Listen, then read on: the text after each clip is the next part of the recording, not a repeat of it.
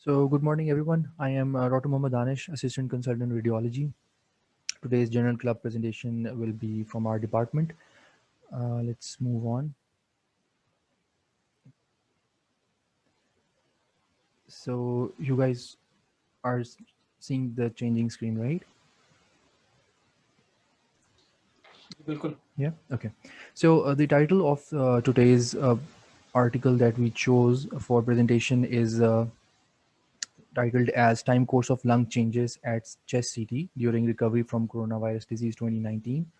So we all know very well about the coronavirus by now, their imaging presentation and all. But this article is interesting in a way that it tries to predict the time course the patient had gone through by just looking at the imaging findings. So we'll just have a look. How do they try to predict the time course of the disease by the imaging features? Apologies for not calling the authors' names because these are all in Chinese and my Chinese is so bad.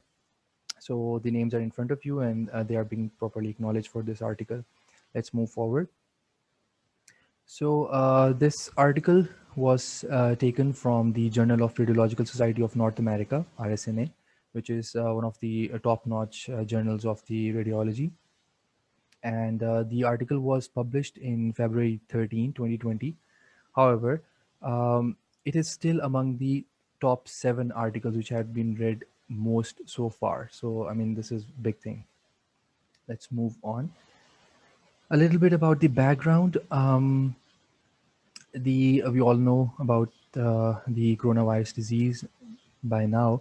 So initially, it was a viral disease of unknown etiology. So unknown viral pneumonia was its name, which was then labeled as coronavirus disease in January 6, 2020. So I will focus more on the radiological features rather than clinical. So let's have a look. So typically, radiological images of the COVID-19, they demonstrated clear destruction of the pulmonary parenchyma with a spectrum of imaging features that range from multifocal ground glass specification to extensive consolidation. We'll be looking at them in a while. The important thing to mention over here is the purpose of this study. So the study was performed to determine the change in chest CT findings associated with COVID-19 from initial diagnosis until the patient recovery. So the patient who suffered from the COVID-19 were monitored on a regular interval, and the imaging features were then interpreted with in relation to the time course of the disease. Okay. So then we have the materials and methods of the study. The study design is a retrospective descriptive study. The requirement to obtain the informed consent for this retrospective study was waived by the ethics committee. Study period is from January 12 to February 6. So you can well imagine that this is among the very initial studies uh, during the COVID pandemic. Population study, the confirmed cases of COVID-19 pneumonia undergoing treatment or isolation at the hospital facility. So basically, initially, the reaction to a COVID-19 disease was that the patient was hospitalized for either treatment or isolated in the hospital, so or the quarantine centers. So basically, all those cases who were the confirmed COVID-19 pneumonia cases undergoing treatment or isolation at the hospital facility, those were the people who were considered in this study. So the author studied patients with COVID-19 at approximately 4-day intervals from the onset of the symptoms until the recovery. We'll be looking at the intervals soon. So that analysis was performed using the statistical software SPSS. You all are well aware of it. The quantitative data were presented as means, standard deviations, and ranges, and the qualitative data were presented as percentages. So inclusion criteria of the study and the exclusion criteria. So inclusion criteria is simple. All the PCR confirmed cases of the COVID-19, and among those confirmed cases, only those cases, excuse me, only those cases who were admitted in the hospital for the treatment and isolation, so they were included in the study. Cases who were excluded included those suffering from severe pneumonia, um, because that is the far end of the whole spectrum. So By severe pneumonia, the definition was given as someone having respiratory rate as 30 breaths per minute, or somebody who required oxygen treatment or mechanical ventilation, and the those having oxygen less than 90% on the pulse oximetry in the room air. So these were the inclusion and the exclusion criteria.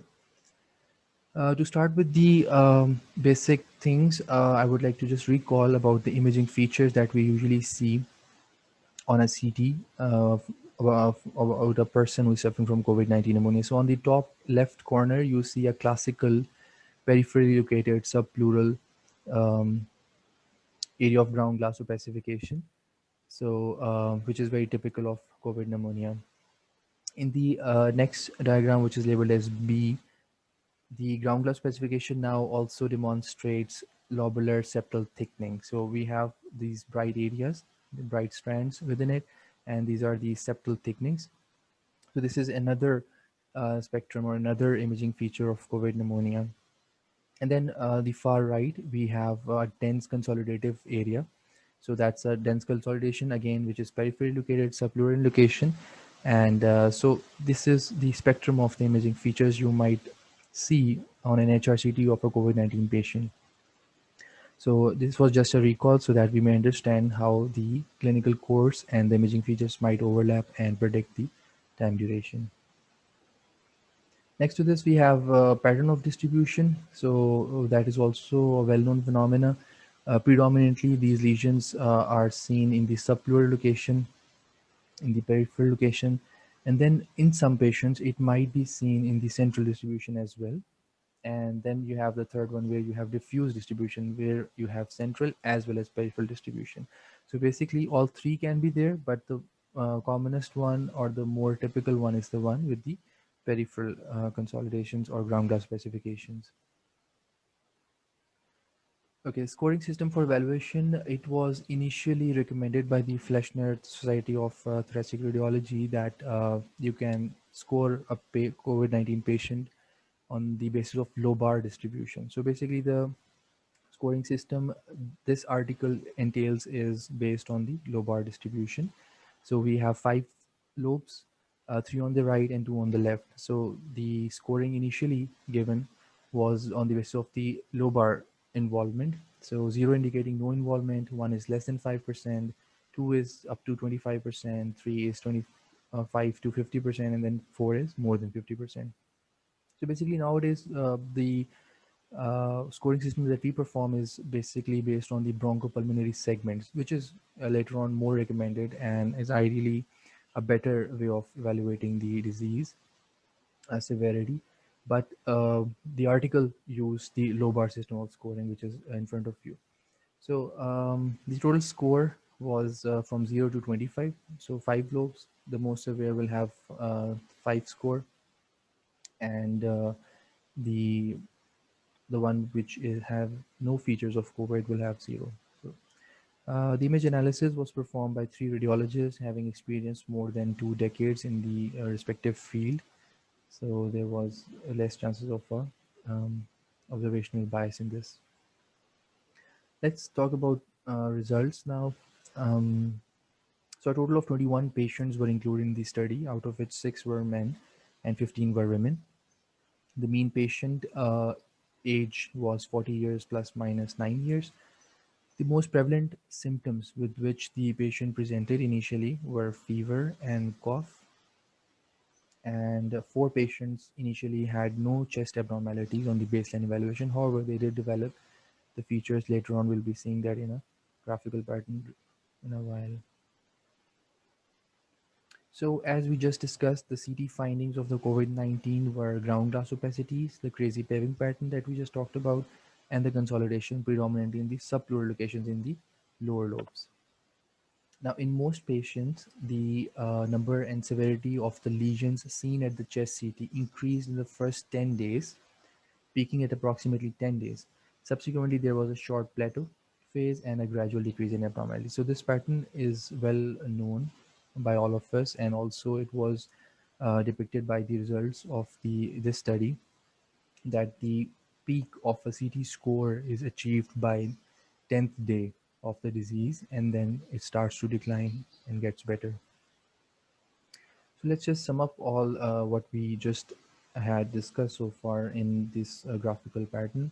So basically, what you see in this graph is that from 0, that is the day of presentation, to 26 days, this study only entails the features within this time frame. So over here you see the time from the onset of the initial symptoms from 0 to 26 days. On the other hand, on the y-axis, you see the number of CT scans which were performed on a regular interval basis. And then you also see the patients as the colored case numbers. So there were 21 cases as we just discussed. So this graph simply depicts that almost every patient had up to at least 3 to 4 CT scans in their course of disease. Hence, the authors are ensuring that the data is not just based on one or two different stages patients, but this is all of them have had these CT scans overlapping in the same intervals, hence just strengthening the concept of the article over here. So on the basis of the quartiles of chest CT scans and degree of lung involvement from day 0 to day 26, 4 stages were identified. So stage 1 was 0 to 4 days. This is of course the initial most stage. So the most of the scans were performed in this stage, as we all know that of course if somebody presented with the symptoms, so the initial scan is always being performed. So stage 2 is from 5 to 8 days, the next 4 days, right? And then we have stage 3, which is 9 to 13 days, and then stage 4 is from 14 onwards till 26 days. So the number of scans, if you see, performed in all the quartiles are more or less close and similar, like 20, 21, 17, and 24. So in each group, what was observed that the lower lobes were the more inclined to involve with the higher CT scores. So that's an observation, and that's in all these patients, the lower lobes were more involved and had comparatively higher CT scores than the upper lobes.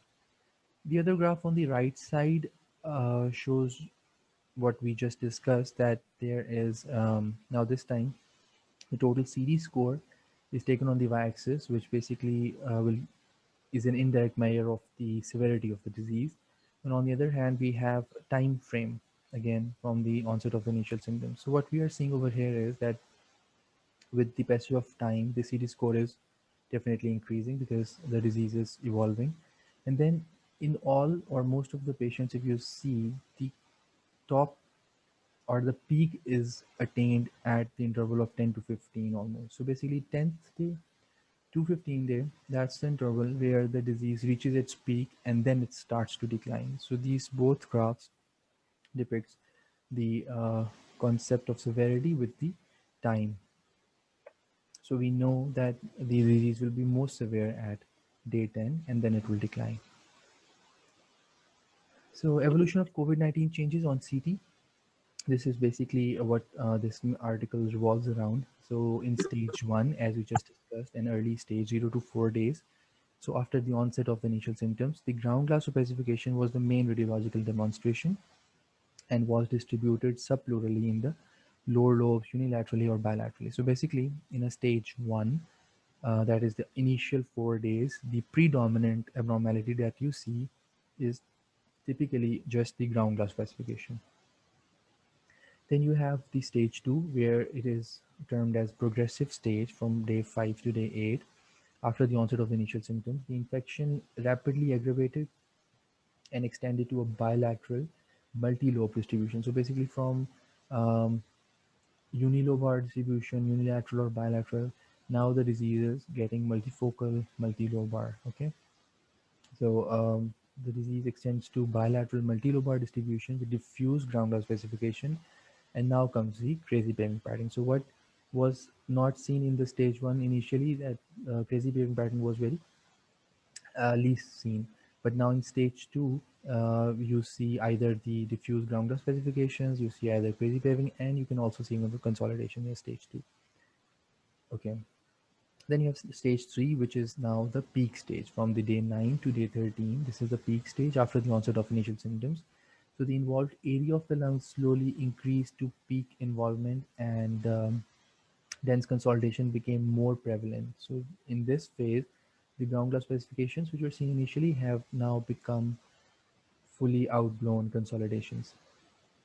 So if you see consolidations, you know it's somewhere in the stage 2 or stage 3.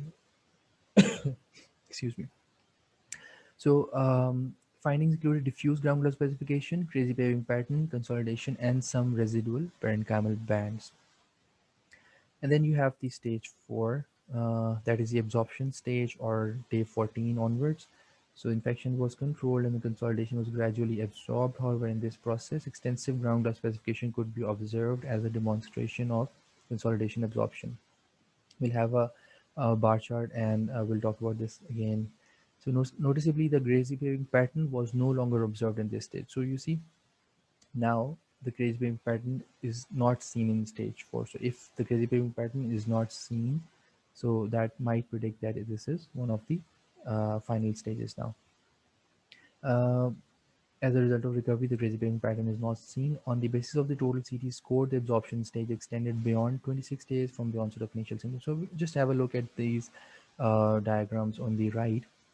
What you see in the first figure over here is initially development of a predominantly a ground glass opacification. Okay, now you do see some internal crazy paving pattern, but this is not solely involving whole of the lesion. So we call it a partial crazy paving pattern or partial septal thickening. So that's again a stage 1 disease where we have predominant ground glass specification. On the right of it is the stage 2, where you see the whole patch of ground glass specification is increased, one thing, and the other is that whole of it entails the crazy waving pattern. So that is the stage 2, and you do understand that the stage 2 is a progressive stage, or the patient lies in about 5 to 8 days window period. Then you have the third one, where you have most of the resolution of the ground glass, and predominantly you see a consolidation. So basically the ground glass has somewhat gone, and what you see is a predominant consolidative pattern with some septal thickening as well. And then in the end you have some subpleural bands with some ground glass specification which is not as defined as it was initially, and consolidation has also resolved. So these are the various stages or the evolution of COVID-19 changes on the CD. So all that we just discussed is now being summed up in this multi-bar graph. So what you see over here is, just to get oriented, what we have is the blue bars demonstrate the ground glass specification, the green one crazy paving pattern, and the white one is consolidation. So we actually saw all these three patterns in the beginning, that how do they look, right? I can show you again for sure. So, but anyways, these three color codings for the these patterns of the disease. And what we have over here now is on the y-axis, that is the percentage, and then on the x-axis we have the quartiles, the time course. Stage 1 like 0 to 4 days, stage 2 5 to 8 days, stage 3 9 to 13, and then stage 4. So if you look at this graph carefully, you will observe a pattern. Let's just have a look. So the blue bars demonstrates the ground glass opacification, and you can clearly see that all of them are seen in all the four phases, right? Their appearance might differ, as in stage 4 it's not that defined, it's in a diffuse pattern, but in the stage 1 and stage 2 it's mostly defined, um, somewhat rounded nodular sort of a ground glass specification. So that may differ, but the commonest feature in all the four phases is the presence of a ground glass specification. That's why if we see a ground glass specification on a CT, we just label it as a typical COVID-19, because it is a feature which is common to all the four stages. Okay. Next to that, we have crazy paving. Now, if you keenly observe this, what you see, so the crazy paving pattern is can be seen in stage 1, although to a lesser degree, but this is a predominant feature of stage 2, which is a progressive stage. So if you see crazy paving pattern, you know that the patient is in a progressive stage right now. Uh, and then you have the stage 3, where again you can see crazy paving pattern, but to a lesser degree. What important thing is that you don't see, or the cases which were taken in the study, they did not depict any sort of crazy paving pattern on the stage 4. So there is no crazy paving pattern in stage 4, and the peak or the most common manifestation of the crazy paving was seen in stage 2. So by looking at this, you can just have a rough idea of where the patient stands right now, and you can manage it accordingly. Next to that, we have consolidation. So you can see that the consolidation is a predominant imaging feature of the stage 3, which is the peak stage. So basically, you can see consolidation in stage 1, you can see in stage 2, you can see in stage 3 and 4. But considering the data and the number of patients and the CD scans, it's a predominant phenomenon in the stage 3. So you see the peak here, that shows the consolidation is the predominant imaging feature in a stage 3, that is the peak stage. So you can expect the disease to get better now onwards. So this is again a repetition of what we just saw, the well-organized ground glass specification with some partial crazy paving pattern in a subpleural location, and then it's the same patient who is basically evolving over the time. And this lesion evolved into this patch, which is a large ground glass specification patch with whole of the patch involvement, showing the crazy paving pattern, which is the progressive stage, and I just mentioned it. It's the most common feature in that.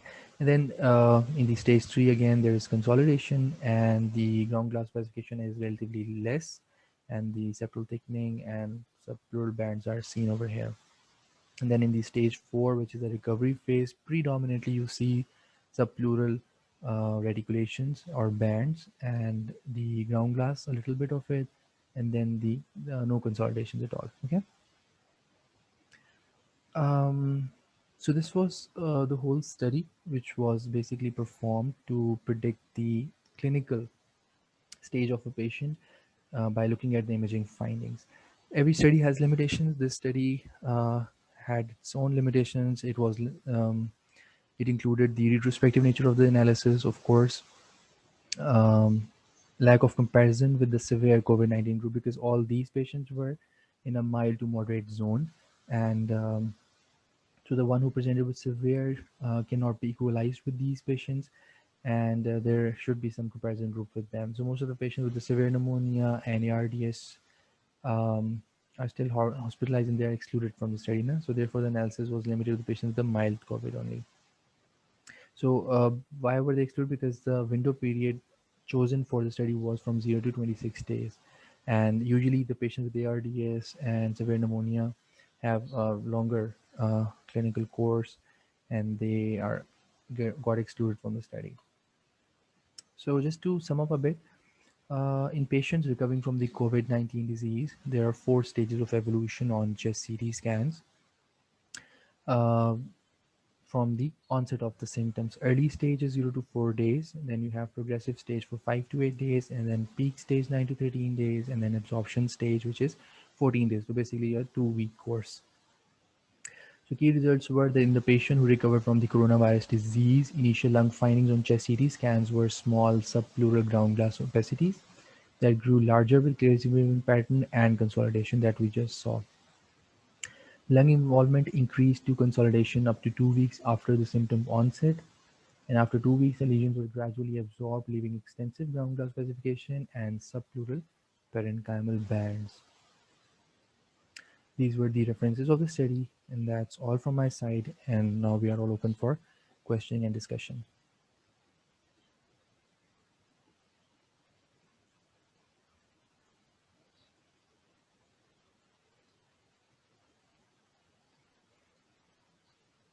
Do we have any questions?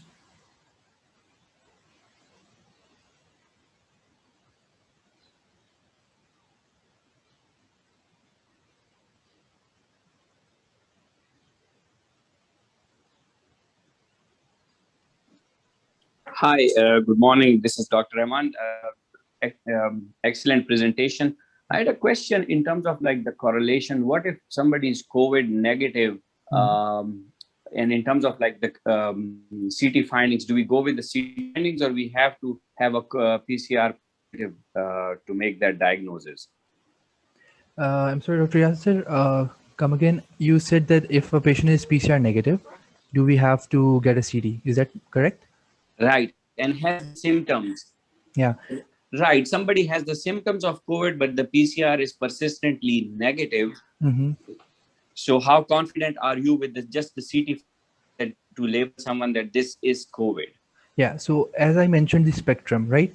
The imaging features, if they fall in the three categories that I just showed, the subpleural ground glass specification, or with a crazy paving pattern, or even consolidation, in this particular pattern, we can confidently label the patient as this is COVID-19, whether the PCR is positive or not.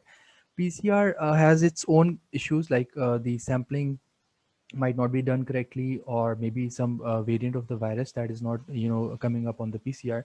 So on the imaging findings, if we find any of these three, these patterns are very typical, and we label it as COVID-19 no matter what. So if there are symptoms, and if the PCR is coming negative, one should get a CT to evaluate and categorize whether it's COVID or not. I hope that answers your question.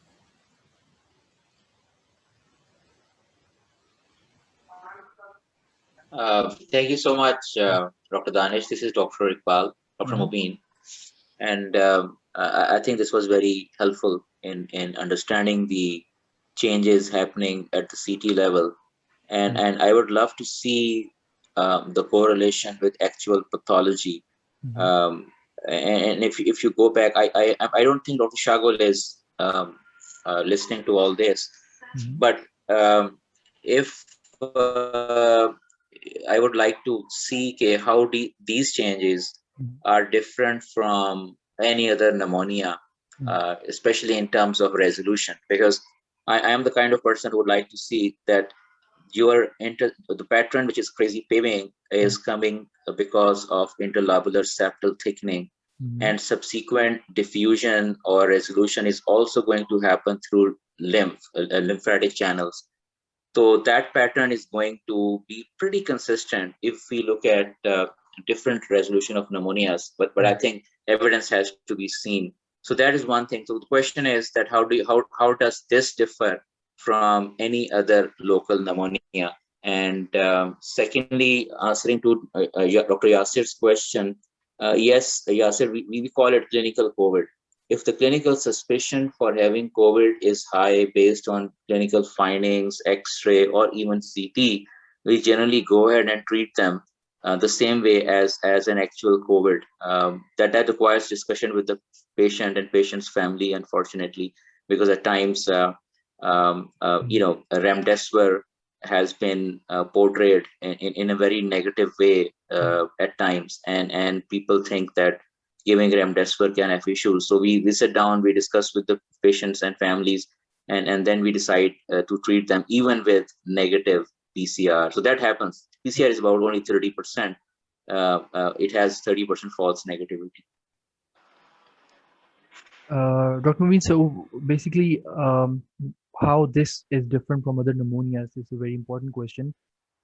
And why do we label them as typical? Because in normally the bacterial pneumonia, you tend not to see this sort of multifocal involvement, especially in the subpleural areas. So basically, there is some overlap window over here. So a patient with with multifocal involvement and in the subpleural distribution nowadays is none other than COVID-19. Reason being, this is the same pattern which can also be seen with atypical viral pneumonias. But atypical viral pneumonias are never patients with them are never gone HRCT chest because of their middle course. It just goes away with 2 weeks time. But since the COVID-19 requires abrupt management, the extensive HRCT being performed has now disclosed that this sort of pattern is very typical for COVID. You won't see it in bacterial pneumonia, even in the resolving phase. You always tend to see some cream bud nodularities. You always tend to see some segmental involvement with very less of the predominant pattern in the bacterial pneumonia is always a consolidation. The ground glass over here is very rarely seen with the bacterial pneumonias. So basically, ground glass pattern with the subpleural distribution and then the multifocality, this all favors that this is COVID pneumonia. Thank you so much. Yes, you're right. I think that's just because of epidemiology Yeah. these days. But we have seen similar findings when we are taking care of H1N1 Mhm. patients. Yeah. And at the same time, resolution is going to be very similar in most of the pneumonias, I would assume, because Mhm. body's resolution process is going to be very similar. Another thing, in fact, that is one of the clarifications which I have been giving to patients and some of the doctors and some of the colleagues as well, that the treatment generally does not rely on CT scoring. Yeah, If you definitely. look at recovery, if you look at the trial of remdesivir, if you look at the trial of tocilizumab, Yeah. all these three trials never based their treatment protocols On the on seat. CT scores. All Mhm. the protocols were based on clinical presentation, saturations, and use of oxygen. So that is Definitely. so important Yeah. that we should not get overboard or Yeah. over involved with getting HRCT done and not to treat patients. So CT sometimes can cause over treatment and at times even under treatment. That's very true. Basically, yeah, as I said in the stage four, which is actually the recovery phase, what we have is that, Really yeah. like to communicate with our colleagues. Yeah, yeah, definitely. So, Ramaveen, as I was saying, that even in the stage four, if you see that that's the recovery phase, but what you see is a diffuse ground glass pattern. So basically, the score will be higher in a recovery phase. That's an interesting aspect because more, Absolutely, yeah. absolutely. So it is not a very good predictor of the clinical outcome. That's definitely on the oxygen saturation and everything, but this is a good predictor of where the patient stands. My concern was that where the patient stands, whether it's in the earlier phase or in somewhere in the middle or in the recovery phase. So that's where it can help a bit, but of course That's it's right. But clinically, we still rely on duration of illness. definitely, That's yeah. what I'm trying to say, that Mhm. these kind of retrospective studies are very good in understanding the distribution, the resolutions, and those kind of things. But Yeah. when it comes to management strategies, future predictions, Mhm. these are helpful. But still, clinically, if your patient's saturations are going down, HRCT findings may not be of any great help. Definitely. Similarly, if your patients are getting worse with the increasing use of oxygens, your HRCT findings, or even doing HRCT sometimes in those patients becomes so difficult because of their extreme critical situation where mobilizing the patient to CT scanner is an issue. So what Definitely. I'm trying to say is Mhm. just, yes, you should probably have a look at CT, but it is not something which is a panacea, and we should Definitely. not stop us from our aggressive management strategies based on, once again, clinical protocols. Definitely not. I would totally agree in this. Thank you so much. Really appreciate Dr. Danish. It was very, very helpful. Yeah. And um, and we'd like to see radiology doing this very frequently. And we really appreciate your coming and doing this great presentation. Thanks so much.